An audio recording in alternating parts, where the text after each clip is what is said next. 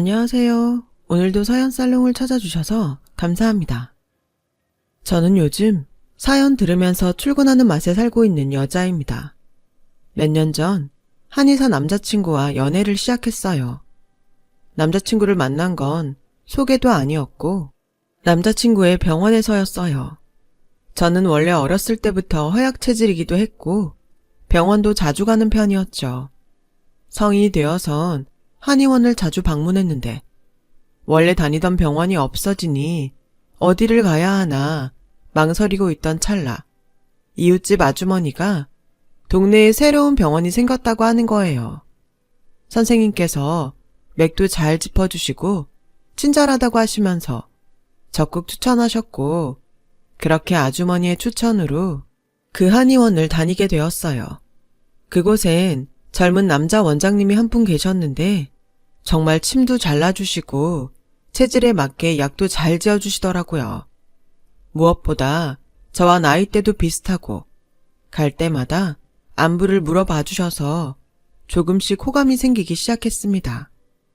그분도 저와 마음이 맞으셨는지 첫 데이트를 제안하시더군요. 그렇게 생각보다 빠르게 연애를 시작하게 되었어요. 당시 저는 직장에 격리로 일을 하고 있었는데 한의사와 연애를 한다 하니 주변에선 모두 부러워하더라고요. 어머, 소라씨 너무 좋겠다. 남자 하나 잘 건졌네? 다들 칭찬인지 뭔지 모를 것들을 던져대며 저를 부러워했는데 솔직히 저는 그런 말들이 크게 와닿진 않았습니다. 애초에 제가 이 사람을 좋아하게 된 것도 이 사람이 풍기던 따뜻한 분위기와 배려 때문이었으니까요. 그런데 나중에 연애를 하면서 알게 됐지만 집안 배경이 굉장히 좋은 것 같더라고요. 아버지, 어머니, 동생이 다 의사이고 심지어 할머니, 할아버지까지 한마디로 가족 모두가 의사 집안이었던 거였어요. 솔직히 좀 놀라긴 했어요. 말로만 들었지 의사 집안인 사람을 처음 만나보기도 했고 제가 그런 집안 사람을 만나게 될 줄은 몰랐으니까요. 하지만 연애이든 결혼이든 집안이라는 게 최고로 중요한 요소는 아니라 생각했어요. 사람이 가장 귀한 거라고 생각했습니다. 남자친구는 사람으로서 정말 좋은 사람이었어요. 그런데 그런 남자친구에게도 조금은, 아주 조금은 이상한 점이 있었는데요. 바로 가족 얘기를 잘 꺼내지 않는다는 거였어요. 오래 사귀었기 때문에 가끔 저도 어머님께 작은 선물을 해드리고 싶어 챙겨주면 도통 받지도 않았어요. 오빠, 오빠네 부모님 이거 갖다 드릴래? 엄마가 시골에서 잣을 좀 보내주셨는데 많이 주셔서. 오빠네 어머님 저번에 잣 좋아한다고 하셨잖아. 아, 나중에 줘. 집에 많아. 그래? 알겠어. 어쩔 수 없지 뭐. 부담스러우니 그럴 수 있겠다. 그러려니 하려 했지만 한 사건으로 의구심을 품게 되었어요. 남자친구가 병원에 나가지 못할 만큼 아팠던 날이 있었는데요. 그런 남자친구가 걱정이 되어 집에 찾아가 약봉지를 건네주고 나온 적이 있었어요.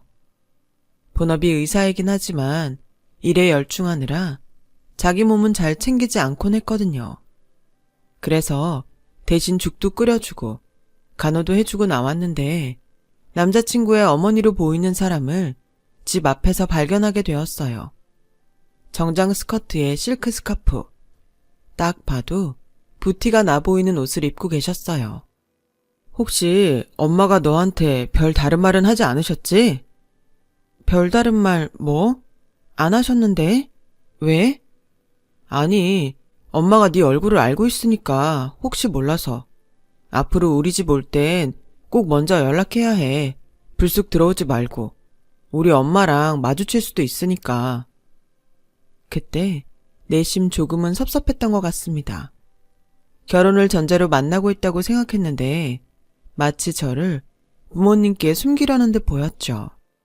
하지만 전 이 남자를 사랑했고 그 남자도 마찬가지였어요. 그걸 알았기에 하루빨리 함께 보내는 일상을 누리고 싶었어요. 그래서 하루는 스쳐가듯 결혼에 대해 물었습니다. 오빠는 결혼 언제쯤 하고 싶어? 결혼? 아무래도 내년쯤이 좋지 않을까? 우리 모은 돈도 있고, 우리 집에서 어느 정도 돈도 보태줄 테니까. 그래, 나도 좋아. 그럼 언제 한번 날 잡아서 부모님께 인사드리러 가자. 조심스레 밥을 먹다가 스치듯 꺼내보았는데 남자친구의 반응이 의외로 나쁘지 않았어요. 당황한 기색을 보이긴 했지만 차차 결혼 준비를 해 나가자고 말하더라고요. 그렇게 서로의 부모님을 뵙게 되었어요. 저희 엄마는 남자친구가 의사라는 것보다도 제가 좋아하는 사람이라고 하니 무척이나 축복해 주셨고 기뻐해 주셨습니다. 딸이 시집을 가니 섭섭한 마음도 크셨을 테지만 그래도 남자친구를 꽤 마음에 들어 하시는 듯 했어요. 저 역시 예비 시어머니가 저를 좋아하시길 바랬죠. 예비 시어머니를 처음 뵙는 자리에선 얼마나 떨렸는지 몰라요. 주변 사람들에게 조언도 구하고 인터넷에서 검색까지 해갔습니다. 뭘 사들고 가면 좋을까 한참을 고민하다가 요즘 배즙을 즐겨 드신다고 하길래 남자친구와 함께 좋은 배즙 세트를 사갔죠. 하지만 저는 그 자리에 가서야 알게 되었습니다. 왜 이 사람이 절 소개시켜주지 않으려 했는지, 결혼 얘기를 꺼내려 하지 않았는지를요. 일단 예비 시부모님은 절 앞에 두고 한참 동안이나 말없이 위아래로 훑어보셨어요. 마치 부품 검수라도 하는 듯 말이죠. 그리고 우리 집안에 대해 들어서 알겠지만 모두 의사야 라는 말을 대뜸하시더니 제게 학벌이며 집안이며 꼼꼼히 물어보기 시작하더라고요. 대학은 어디 정도 나왔지? 서울권은 갔겠지? 아니요, 어머니. 저는 대학을 가지 않았어요. 어렸을 때 지방에서 살았고 고등학교까지만 졸업하고 서울에 올라왔습니다. 뭐라고? 아가씨, 나는 의사 며느리 아니면 결혼시킬 생각이 없었어요. 최소한 변호사나 검사, 이런 쪽 사자 직업 아니면 며느리감으론 거들떠 보지도 않고요. 잘 나가는 한의원 원장인 우리 형식이 정도면 솔직히 국회의원 딸을 만나도 시원찮은 판인데 아가씨는 고졸 출신이잖아. 세상에, 아직도 고졸 출신이 있단 말이야? 아니, 대체 부모님이 어떻게 자식을 고졸로 키울 생각을 한 거야? 아무리 집이 궁색하다 해도 그렇지. 요즘은 학자금 대출이니 뭐니 그런 것도 있다던데? 정말 이해할 수가 없네. 전 제 선택으로 대학을 가지 않은 거예요. 꼭 대학을 가야 성공하는 것도 아니라고 생각했고 빨리 사회 경험을 쌓고 싶어서 그렇게 결정하게 됐어요. 그래, 뭐 자기 소신이니 뭐니 좋은데 미안하지만 돌아가줘요. 오래 말했더니 좀 피곤하네. 차분하지만 제 눈을 바라보며 반대를 외치는 시어머니의 가시돋친 말에 저는 서러운 표정을 감출 수 없었죠. 남자친구가 당황스러워진 분위기를 수습하려 했지만 이미 저도 마음이 무척 상했던 터라 그냥 인사를 드리고 나와버렸어요. 저를 알아가기도 전에 이런 식으로 판단을 한다는 것이 도무지 이해가 가지 않았어요. 먼저 제 이야기를 들어야 할 것 같습니다. 저는 대학교를 원래부터 갈 생각이 없었어요. 공부는 잘했습니다. 서울에 있는 좋은 대학에 갈 성적도 되었고요. 전교 3, 4등은 놓치지 않았어요. 하지만 엄마와 아빠를 보면서 느낀 건 꼭 대학을 가야 성공한다는 보장도 없다고 생각했기에 더욱 그 생각을 굳히며 서울로 왔죠. 물론 학벌이 짧았기에 제가 할 수 있는 일은 많지 않았어요. 알고 있었습니다. 그래서 회사 격리로 취직했지만 저는 제 인생을 누구보다 최선을 다해 잘 살아왔다고 자부할 수 있었습니다. 저는 평소 의류에 관심이 많았기 때문에 쇼핑몰 쪽 사업을 해보고 싶었거든요. 사회 경험도 누구보다 많이 쌓으려 노력했고 다양한 경험들을 쌓으며 자기 개발을 꾸준히 해왔어요. 하지만 제가 의사가 아니라는 이유로 결혼을 반대하고 이해가 되는 부분들이 있지만 사람을 학벌이라는 한 잣대로 완전히 평가하려는 시부모님에게 너무 큰 실망을 느꼈어요. 오빠, 아무래도 결혼 다시 한번 생각해봐야 할 것 같아. 결혼이라는 게 우리 두 사람만의 일은 아니잖아. 시부모님이 저렇게 나를 반대하시는데 결혼해서도 나를 며느리로 받아주실까 싶어. 미안해.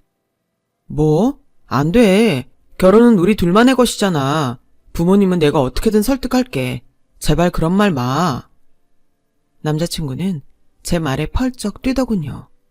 하지만 저라고 포기하고 싶었겠나요? 아무리 그래도 3년. 그 3년이란 시간 동안 저와 그 사람은 서로를 의지하고 신뢰하며 사랑을 쌓아온 사이였습니다. 그 누구보다 제가 사랑했던 사람이었고 그 사람에게도 제가 그런 존재였을 터였고요. 하지만 시부모님이란 벽이 생기자 정말 현실이 느껴진 기분이었어요. 이래서 파혼이란 얘기가 나오는구나 깨달았어요. 이 문제를 다른 친구들에게 말해 조언을 구해봐도 친구들의 대답은 한결같았어요. 시어머니가 벌써 그런다고?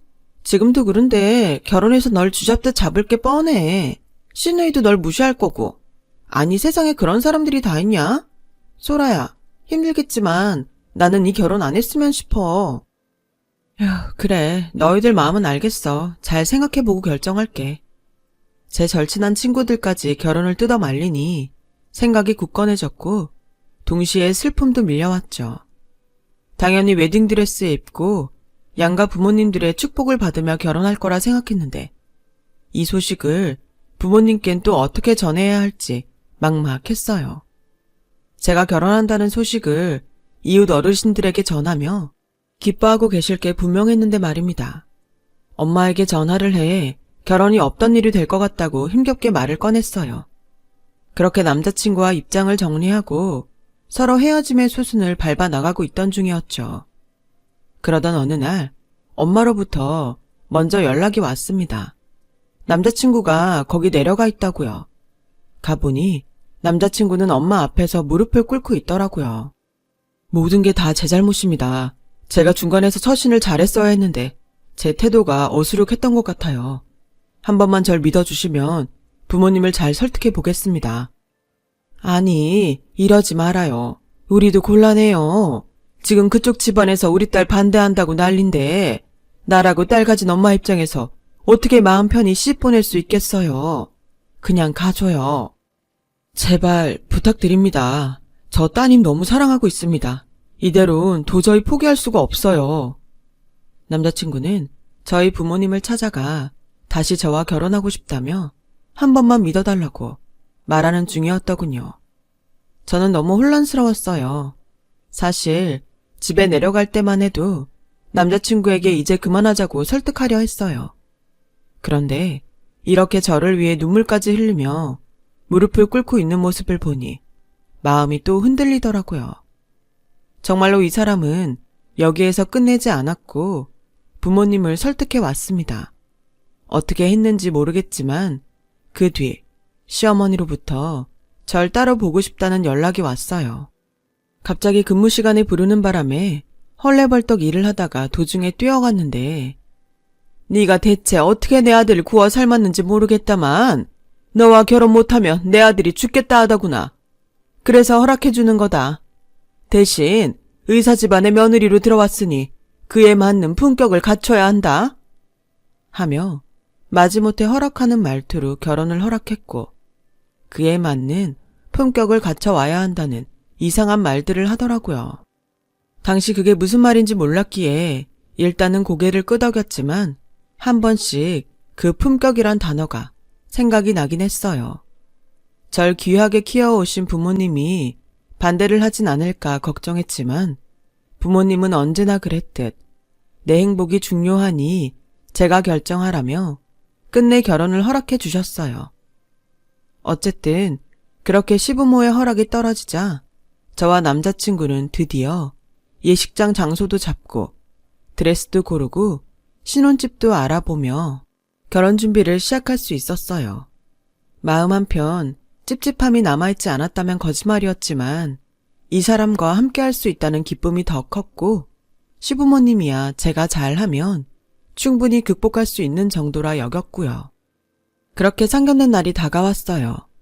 떨렸지만 결혼 준비에 피할 수 없는 부분이었고 이왕 하게 되는 거 최대한 좋은 분위기에서 어른들을 모시고 싶었기에 상견례 장소를 선택할 때부터 많이 고민했죠. 무엇보다 시부모님을 배려했고요. 시부모님이 일단 양식을 별로 안 좋아하셨고 자기들은 한식이 좋다고 미리 말씀하셨기 때문에 그 부분을 생각해 정갈한 한정식집으로 예약했습니다. 하지만 엄마와 아빠 손을 잡고 들어간 상견례장은 기대와는 달리 서늘한 분위기로 진행되었어요. 바로 시어머니가 상상치 못한 예단비 얘기를 꺼낼 때부터였어요. 사돈, 저 말씀드려야 할 게 있는데요. 예단으로 2억 정도 생각하는데 어떠실까요? 저번에 보내주신 예단비 감사히 받긴 하겠다만 액수가 시원찮아서 이런 자리에서 말씀을 드리게 되었습니다. 지금이야 형편상 2억이 많게도 느껴지실 테지만 결국 의사 며느리 되는 거고 하니 그 정도 금액이 얼추 맞겠다 싶어 결정했어요. 아, 그리고 우리 딸이 이번에 차를 바꾸려 하는데 괜찮은 외제차로 바꾸고 싶어 합니다. 저희 딸 의견 받아들여 주셔서 마음에 드는 차 해주시면 될 것 같아요. 물론 사돈댁 농사짓는 집안이고 그 형편 고려해서 결정한 금액이니 저희 쪽에서 요구하는 이 정도는 받아들여 주셨으면 좋겠네요. 아니, 그러니까 지금 저희 보고 2억을 해오라는 말씀이신가요? 시어머니의 말에 저희 엄마 아빠는 경악을 금치 못하시더라고요. 의사 집안에 시집간다고 당당하게 2억을 요구하고 시누이 외제차까지 해달라는 시어머니. 정말 이 정도면 도를 지나쳤다 싶었습니다. 남자친구가 나서주길 바랬지만 남편이 되어야 할 그 사람은 꿀먹은 벙어리처럼 예비 시어머니의 말을 듣고만 있었어요. 그 순간만큼은 저도 이성을 놓았고 말이 먼저 튀어나갔어요. 어머니, 죄송하지만 저희 집에서 신혼집에도 반 이상은 하는데 예단도 잘 해드렸다고 생각합니다. 더 이상은 해가기 어려울 것 같아요. 뭐라고? 아니 그게 무슨 말이냐? 예비 시어머니의 표정이 확 붉어지더라고요. 사실 저나 당시 남자친구나 오히려 예단이나 예물에 돈을 쓰기보단 새로 마련한 신혼집과 신혼여행에 더 돈을 들이고 싶어 했지만 저희 친정에서 예의에 어긋나면 안 된다며 적절한 정도의 예단비에 이불에 명품 가방과 옷들, 명품 그릇 등 여러 가지를 챙겨주셨어요. 그런데도 예단비 액수를 세어보는 당시 시어머니의 표정이 별로 좋지 않았던 거죠. 정말로 2억이란 돈을 요구하고 시누이 외제차까지, 그걸 또 기어이 상견례 자리에서 말씀하실 줄은 몰랐죠. 엄마까지 그건 단호하게 안 되겠다고 말씀을 드리자 시어머니의 다음 말은 가관이었습니다. 아니, 고졸 출신 며느리 받아들여 줬으면 이 정도는 해줘야 하는 거 아닌가요? 우리 정도 집안에 시집 오는 게 어디 쉬운 일인지 아세요? 정말 듣자 하니 상식도 염치도 없으신 것 같네요. 제 딴엔 정말 그쪽 따님 큰맘 먹고 받아들여 준 겁니다. 제 호의를 아직도 모르시겠어요? 뭐라고요? 상식, 염치요? 이봐요. 서로 아이들 혼인 축하하자고 모인 상견례 자리에서 예단비 얘기 꺼낸 당신이 할 말은 아닌 것 같은데요. 참나, 이런 식으로 사람 무시할 때부터 당신 애들 다 비상식적이고 못돼 처먹은 인간들인지는 알았지만 세상에 이 정도일 줄은 몰랐네요. 이런 집안에 씨 뻔했으면 제 평생 두고두고 후회할 뻔했네요. 후회라니요? 아니, 고절 며느리 받아줬으면 엎드려 절을 해도 모자를 파네? 고마운 줄을 모르고 어디서 목을 빳빳이 들고 이어편 내가?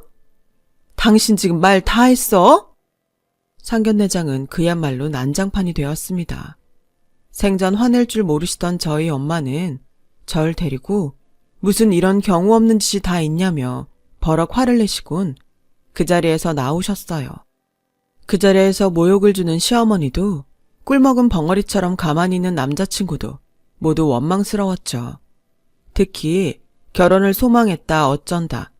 결혼 허락까지 받아냈지만 자기 부모님 앞에선 찍소리도 하지 못하고 제 편을 들어주지 않은 남자친구에겐 더더욱 실망감이 느껴졌어요.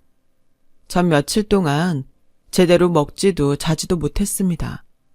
그저 흘러가 버린 시간과 잘못된 선택만을 후회하며 눈물을 흘리고 있었어요. 그런데 저보다 더 화가 나신 건 저희 엄마였어요. 그 여자 연락처 얼른 줘. 엄마, 다 끝난 일이야. 됐어. 얼른 달라니까? 나도 이번만큼은 못 참아. 그 사람들 얼굴 보고 얘기할 것도 있으니 꼭 봐야겠다. 늘 차분하고 평온하던 엄마였지만 이번만큼은 참지 못하셨는지 제게 남자친구 어머니 연락처를 묻더라고요. 제가 엄마에게 결혼은 어차피 파토 났으니 더 이상 신경 쓰지 말자고 했음에도 불구하고 엄마는 할 말은 해야겠다며 의견을 굽히지 않으셨어요. 그렇게 다시금 자리가 마련되었습니다. 돈은 준비해 오셨나요? 설마 돈 주고 무릎이라도 꿇으려고 만나시려 한 건가 해서 미리 말씀드릴게요. 저 상견례 때 태도가 영 마음에 안 들어서 파혼에 대한 제 생각은 변함없을 거예요. 돈이요? 이거나 보시죠. 이거나 보라며 저희 엄마가 건넨 서류에 모두가 경악을 하고 말았는데요. 바로 그건 제 명의로 되어 있는 집과 건물이었습니다. 사실 엄마가 제 명의로 이것들을 사두었는진 저도 모르고 있었죠. 따로 말씀을 안 해주시기도 했고 제가 결혼을 하면 깜짝 선물로 주시려 생각했다고 해요. 저희 엄마와 아빠가 시골에서 농사를 지는다 하셨지만 그건 저희 엄마와 아빠가 땀으로 노력으로 일군 회사가 어느 정도 자리를 잡고 엄마가 몸이 아프게 되면서 다른 분에게 경영을 맡기고 내려와 사신 거였고요. 엄마와 아빠는 대학을 나오시지 않으셨지만 본인만의 사업을 일구신 분들이에요. 저 역시 엄마와 생각이 동일했던지라 대학에 가지 않은 거였고 나중에 서울에서 어느 정도 자리를 잡은 후엔 부모님처럼 제 힘으로 사업을 시작해보려 했었고요. 부모님은 렌트카 사업을 하셔서 성공을 하셨지만 아까 말씀드렸듯 저는 평소 의류에 관심이 많았기 때문에 쇼핑몰 쪽 사업을 해보고 싶었거든요. 그전까진 격리이든 무엇이든 해서 사회 경험들을 쌓았고요. 다만 이런 제 가정에 대해 남자친구에게 말하지 않은 건 어차피 저희 부모님의 재산이 제 것이 아니기도 했고 부모님은 재산을 소수의 액수를 제외하곤 사회에 환원하겠다는 의사를 밝혀오셨기 때문에 굳이 말을 보태지 않은 거였습니다. 하지만 엄마가 이렇게 건물과 집을 공개하며 재산을 얼추 밝히자 남자친구 어머니의 표정은 그야말로 썩어 들어갔습니다. 사돈어른 오해가 있으신 것 같은데요. 제가 그때 고절며느리라고 한 건 나쁜 뜻이 있는 게 아니고요. 됐습니다. 저희 아이 대학 못 나왔지만 그 누구보다 강하고 현명하게 키웠습니다. 생각도 바른 아이고요. 오늘 이 자리 나온 건 당신 집안에서 제 딸을 받아주지 못하는 게 아니고 제가 제 딸을 당신 집안에 못 보낸다는 거, 이 말씀 드리려 나온 겁니다. 아시겠어요? 가방끈 하나로 모든 걸 판단하려 했던 남자친구 어머니는 그렇게 저희 어머니 바지가랑이를 붙잡으셨네요. 그 태도는 비굴하기 그지 없었죠. 며칠 뒤에 전화가 오셔서는 다시 생각해봤는데 제가 경솔했어요. 왜 그런 무례를 저질렀는지 아무래도 제정신이 아니었나 봐요. 죄송해요, 사돈. 우리 만나서 얘기할까요? 서로 안 좋은 감정도 풀고요. 식사 대접하겠습니다. 마음 풀고 애들 생각해서라도 나와주세요, 사돈. 라고 말하는데 저희 엄마는 말없이 전화를 끊어버리셨어요. 그분은 그 후에도 질리도록 계속 전화를 하시는 바람에 저희 엄만 번호까지 바꿔야 했어요. 저는 그 후 파혼의 절차를 밟게 되었고 남자친구와는 깔끔하게 관계를 정리했어요. 남자친구도 할 말이 없었는지 이번엔 저를 더 붙잡지 않더군요. 파혼을 하고 나선 솔직히 외로움도 느껴지고 마음이 힘들 거라고 예상했는데 생각보다 그렇지도 않았습니다. 그 사람의 이면을 끝까지 다 보게 되어서 그런 것 같아요. 저는 모아둔 돈으로 그 전부터 하고 싶었던 옷 사업을 하나 시작하게 되었어요. 그 덕에 많이 바빠지게 되었네요. 요즘도 일에 치여 바쁘게 살긴 하지만 아주 가끔씩 그 시절이 생각날 때가 있습니다. 가방끈 하나로 무시하고 상견례에서 대놓고 모욕을 주던 그 어머니가 생각이 나는데요. 당시 상처도 받고 많은 수치심도 느끼긴 했지만 어떻게 보면 교훈이 되었다는 생각도 하게 되었어요. 저희 회사에서 인재를 뽑을 때 학벌과 스펙보다 다른 면을 많이 보게 되었으니까요. 사람의 일엔 좋은 일도 있고 나쁜 일도 있지만 무엇보다 그걸 어떻게 생각하고 받아들이느냐가 중요한 것 같다는 생각도 들었고요. 지금까지 제 이야기 들어주셔서 감사합니다. 항상 건강하시고 좋은 주변 분들과 행복한 하루하루 되시길 바랍니다. 여러분, 사연 댓글에 응원과 현명한 조언 부탁드려요. 좋아요와 구독은 저에게 큰 힘이 됩니다. 오늘도 좋은 일 가득하세요.